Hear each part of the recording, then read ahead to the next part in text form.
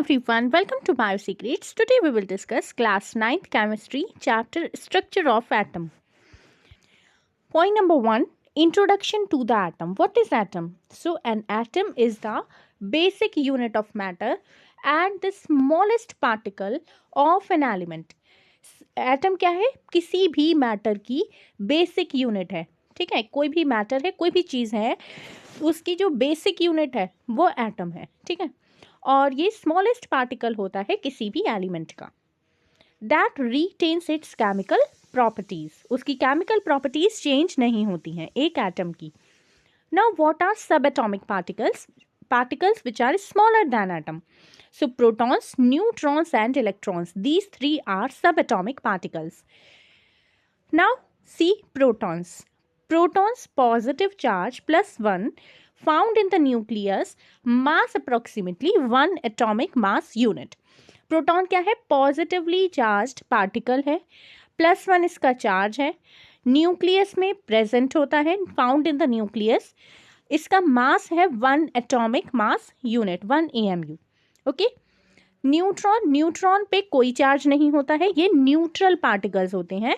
So neutrons are neutral charged particle found in the nucleus. Proton की तरह neutron भी nucleus के अंदर ही प्रेजेंट होते हैं. ओके. एंड इनका जो मास है that is similar to proton, that is 1 atomic mass unit. Now come to electron. Electrons are negatively charged particle. Charge on electron is -1. These are not present inside the nucleus, but electrons revolve around the nucleus in orbits. Electron nucleus के चारों तरफ क्या करते हैं? Revolve करते रहते हैं. इनका mass negligible होता है. Okay.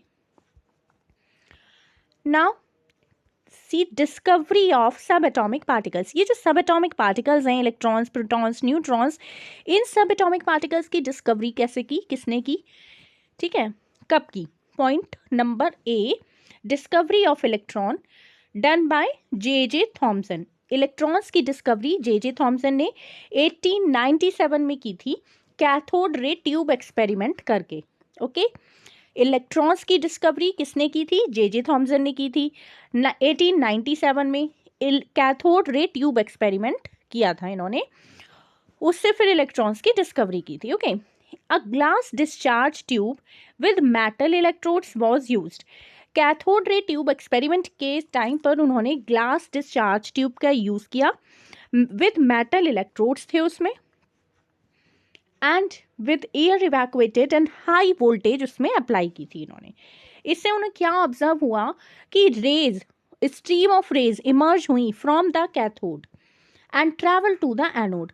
कैथोड से एनोड तक स्ट्रीम ऑफ रेज इमर्ज हुई थी. यहाँ से इस तरीके से ये रेज कैथोड से एनोड तक ट्रैवल की थी. So stream of rays emerged from the cathode. Cathode negative electrode होता है और एनोड पॉजिटिव इलेक्ट्रोड है. ओके. सो कैथोड से जो कि नेगेटिव इलेक्ट्रोड है एनोड तक जो कि पॉजिटिव इलेक्ट्रोड है, स्ट्रीम ऑफ रेज इस तरीके से ट्रैवल की गई थी. उस एक्सपेरिमेंट में these rays cast shadows and were deflected by electric and magnetic field towards the positive plate indicating a negative charge. देखिए, लाइक जो पॉजिटिव प्लेट है उस पर ये अट्रैक्ट हुई थी. ओके. जो रेस है इन्होंने शेडो बनाई थी एंड वो डिफ्लेक्ट हुई थी. कैसे डिफ्लेक्ट हो गई? मतलब वो ऐसे करके जा रही थी रेस कैथोड टू एनोड, लेकिन बीच में कुछ रेस डिफ्लेक्ट हो गए, इस तरीके से चली गई, इस तरीके से चली गई. ठीक है, तो वो कहाँ पर चली गई? डिफ्लेक्ट कैसे हो गई? इलेक्ट्रिक और मैग्नेटिक फील्ड की वजह से. ओके. एंड मूव कहाँ पर करी थी? पॉजिटिव प्लेट की तरफ. तो इसका मतलब कि ये जो रेज थी ना, कैथोड रेज, ये जो कैथोड रेज थी, ये अगर पॉजिटिव चार्ज की तरफ जा रही थी तो इसका मतलब कि ये नेगेटिवली होंगी चार्ज्ड, तभी तो पॉजिटिव चार्ज की तरफ मूव कर रही है. ये कैथोड नेगेटिव टर्मिनल है, एनोड पॉजिटिव है. ओके, सो यहाँ से कैथोड रेज निकल के एनोड की तरफ मूव कर रही हैं, कुछ रेज रिफ्लेक्ट भी हुई हैं, तो ये पॉजिटिव टर्मिनल की तरफ क्योंकि मूव कर रही हैं, इसका मतलब कि इन रेज पर जो चार्ज होगा वो कौन सा होगा, नेगेटिवली चार्ज होंगी ये रेज, ठीक है। सो दीज रेज, क्योंकि नेगेटिव चार्ज जो होता है वो पॉजिटिव चार्ज की तरफ अट्रैक्ट होगा, unlike charges attract each other and like charges, जो लाइक चार्जेस होते हैं वो क्या करते हैं एक दूसरे को, रिपेल ईच अदर, वो एक दूसरे से दूर हटते हैं। अगर सेम चार्जेस होंगे, लाइक चार्जेस होंगे तो वो एक दूसरे से दूर हटेंगे, और जब चार्जेस अनलाइक होंगे तो वो एक दूसरे को अट्रैक्ट करेंगे। Okay, so these rays cast shadows and were deflected by electric and magnetic fields towards the positive plate indicating a negative charge। तो इससे पता चला कि ये जो रेज हैं वो नेगेटिवली चार्ज हैं। Conclusion: the cathode rays were made of negatively charged particles called electrons। इसका क्या conclusion था, जो जे थॉमसन ने कैथोड रे ट्यूब का एक्सपेरिमेंट किया था उससे उन्हें पता चला कि cathode rays negatively charged particle से बनी होती हैं, और वो नेगेटिवली चार्ज्ड पार्टिकल्स क्या हैं, इलेक्ट्रॉन्स। इस तरीके से इलेक्ट्रॉन्स की डिस्कवरी हुई थी जो जे थॉमसन ने 1897 में की थी कैथोड रेज ट्यूब एक्सपेरिमेंट करके। Next, discovery number B, discovery of proton. Protons को डिस्कवर करने वाले साइंटिस्ट थे ई गोल्डस्टीन। इन्होंने 1886 में केनाल रे एक्सपेरिमेंट किया, ठीक है। इलेक्ट्रॉन्स के लिए कैथोड रे ट्यूब एक्सपेरिमेंट हुआ एंड प्रोटॉन्स के लिए केनाल रे एक्सपेरिमेंट किया गया। ई गोल्डस्टीन ने किया, 1886 में किया। ये कैसे हुआ था, conducted using a perforated cathode in a discharge tube. ये कैथोड जो कि परफोरेटेड था, परफोरेटेड कैथोड रेस का यूज करके इन्होंने डिस्चार्ज ट्यूब में ये एक्सपेरिमेंट किया, और क्या ऑब्जर्व किया कि a second set of rays travelling in the opposite direction to cathode rays was observed. Second set of rays जो ट्रैवल कर रही थी कैथोड रेज के ऑपोजिट डायरेक्शन में, वो इन्होंने ऑब्जर्व की कि कुछ रेज इसमें ऐसी भी हैं जो कैथोड रेज की ऑपोजिट डायरेक्शन में ट्रैवल हो रही हैं। These rays were deflected towards the negative plate, indicating a positive charge. Cathode is negative terminal, anode is positive terminal. तो जो रेस कैथोड से एनोड की तरफ जा रही हैं उससे इस इलेक्ट्रॉन की डिस्कवरी हो गई, ठीक है। अब कुछ रेस एनोड से कैथोड की तरफ मूव करी, ओके। सो ये जो रेस थी जो नेगेटिव टर्मिनल की तरफ मूव हुई उनमें पॉजिटिव चार्ज होगा।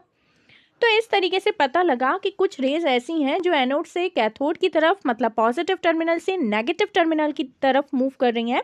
ये जो रेज हैं डिफ्लेक्ट हो रही हैं टुवर्ड्स द नेगेटिव प्लेट, ये इंडिकेट कर रही हैं पॉजिटिव चार्ज प्रेजेंट है इन रेज में। तो इससे क्या कंक्लूजन आया, these were positively charge particles called protons. ये पॉजिटिवली चार्ज पार्टिकल्स की रेज है और इससे प्रोटॉन की डिस्कवरी हुई। Now point number C, discovery of neutrons. Neutrons की डिस्कवरी जेम्स चैडविक ने 1932 में की थी। इन्होंने बेरिलियम एटम्स को बॉम्बार्ड किया विद अल्फा पार्टिकल्स। ऑब्जर्व क्या हुआ, न्यूट्रल रेडिएशन एमिट हुई, इसमें ना नेगेटिव चार्ज इन पे है और ना पॉजिटिव चार्ज है, ये न्यूट्रल है। अनअफेक्टेड बाय इलेक्ट्रिक और मैग्नेटिक फील्ड, इन पर इलेक्ट्रिक फील्ड मैग्नेटिक फील्ड किसी का कोई इफेक्ट नहीं था। इससे फिर कंक्लूजन निकला, existence of neutrons was confirmed. Now see atomic models. अब हम एटॉमिक मॉडल्स देखेंगे। First atomic model is Thomson model of the atom. इसको प्लम पुडिंग मॉडल भी बोलते हैं। 1897 में इसकी डिस्कवरी हुई। ये जे थॉमसन जो साइंटिस्ट थे उनका मॉडल है plum pudding model. Atom was imagined as a positively charged sphere. इन्होंने कहा कि एक एटम क्या है, पॉजिटिवली चार्ज्ड स्फीयर है with negatively charged electrons embedded within it. ये नेगेटिवली चार्ज्ड इलेक्ट्रॉन्स जो होते हैं ये इसमें एम्बेडेड होते हैं, okay. Resembling a plum pudding और वाटरमेलन। जैसे वाटरमेलन होता है रेड कलर का, ठीक है, तो ये पूरा जो रेड कलर है वो क्या है, पॉजिटिव चार्ज है वो पूरा, ठीक है। और उसमें जो सीड्स होते हैं वो सीड्स जैसे एम्बेडेड होते हैं वाटरमेलन में, उसी तरीके से ये नेगेटिव चार्ज एटम में एम्बेडेड होता है। ये था plum pudding model of J Thomson.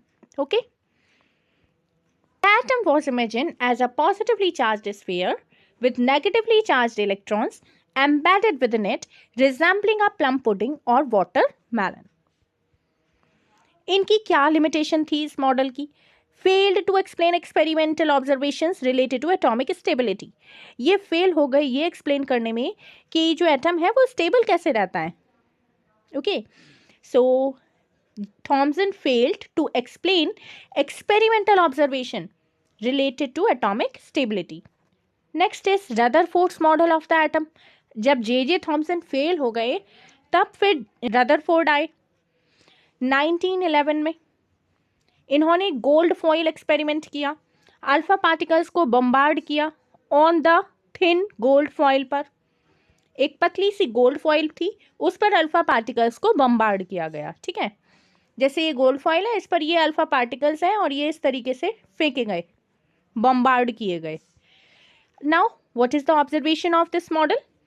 Most particles passed through without deflection. बहुत सारे पार्टिकल्स ऐसे थे जो पास हो गए बिना किसी डिफ्लेक्शन के, कोई डिफ्लेक्शन नहीं हुआ, सीधे सीधे निकल गए बहुत सारे particles. A few particles deflected at small angles. कुछ पार्टिकल्स स्मॉल एंगल पर डिफ्लेक्ट हुए इस तरीके से। ठीक है, एंड सम रीबाउंड बैक। कुछ पार्टिकल्स ऐसे थे जो रीबाउंड बैक हो गए, मतलब इस तरीके से गए वो आगे और वापस आ गए। ठीक, तो कुछ पार्टिकल्स, मोस्ट पार्टिकल्स तो पास हो गए without deflection. A few deflected at small angle, कुछ स्मॉल एंगल बना के डिफ्लेक्ट हुए इस तरीके से।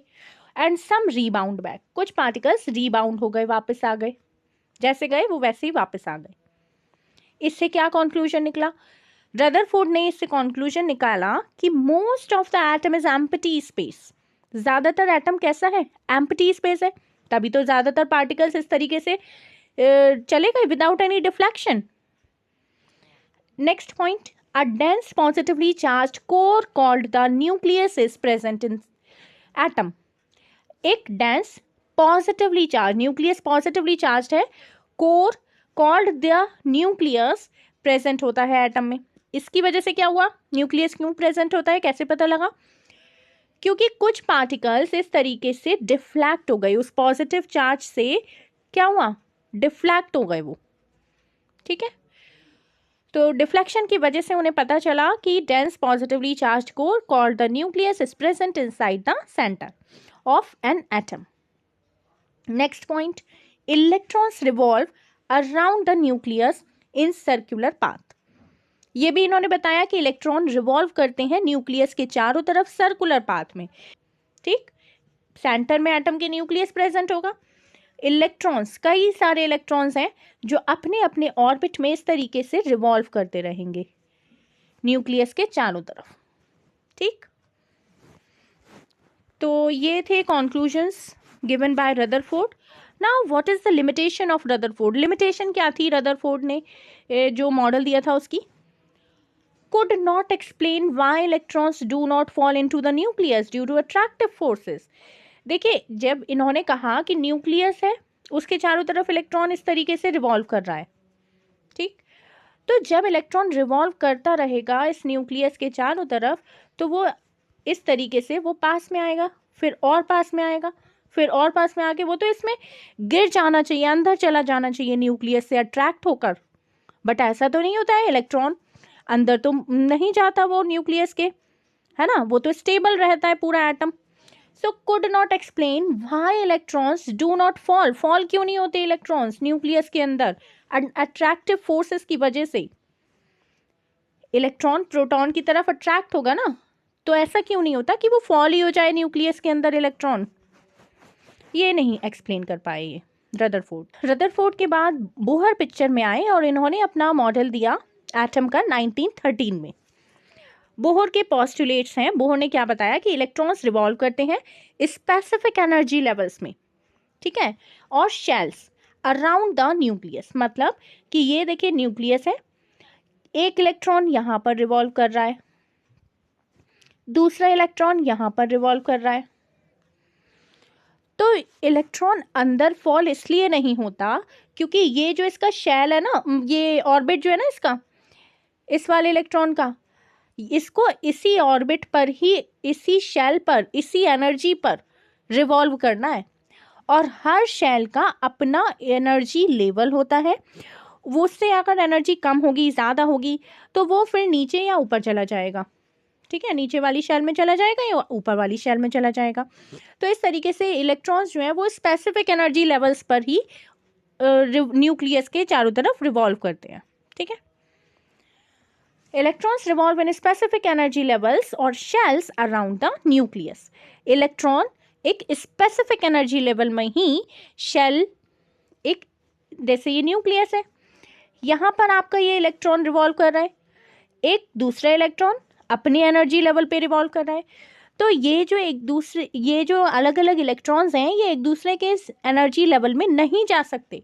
कब जाएंगे? जब एनर्जी लॉस करेंगे या एनर्जी गेन करेंगे। ओके, सो इलेक्ट्रॉन रिवॉल्व करते हैं स्पेसिफिक एनर्जी लेवल में।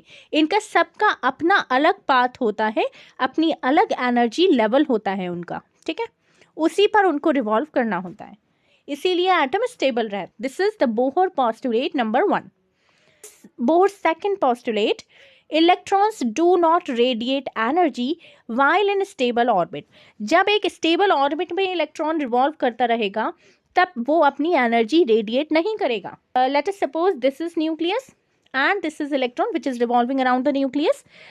This electron do not radiate energy, इसकी एनर्जी में कोई चेंज होगा ही नहीं जब ये अपने स्टेबल ऑर्बिट पर ही रिवॉल्व करेगा। वो तो बस रिवॉल्व करता रहेगा, गोल गोल इसके घूमता रहेगा। ठीक है, तो इसकी एनर्जी जो होगी वो रेडिएट नहीं होगी। अब postulate number 3, energy is absorbed और emitted when electrons jump between energy levels defined by E2 - E1 is equals to h nu. देखिए, एनर्जी जब वो एब्जॉर्ब करेगा या एमिट करेगा, एब्जॉर्ब करेगा मतलब और एनर्जी गेन करेगा, एमिट करेगा मतलब और एनर्जी लॉस करेगा अगर अपनी, तब इलेक्ट्रॉन जंप करेगा बिटवीन एनर्जी लेवल। ठीक है, जैसे for example this is nucleus, electron 1 is revolving here and electron 2 is revolving here. अगर इस इलेक्ट्रॉन ने एनर्जी गेन की, ठीक है, तो ये यहां से इस वाली ऑर्बिट में पहुंच जाएगा। गेन करने पर अपने से ऊपर वाली ऑर्बिट में पहुंच जाएगा। अगर इस वाले इलेक्ट्रॉन ने, ये वाला जो आउटर इलेक्ट्रॉन है, इसने अगर एनर्जी लॉस की तो ये अपने से नीचे वाले एनर्जी लेवल पर पहुंच जाएगा।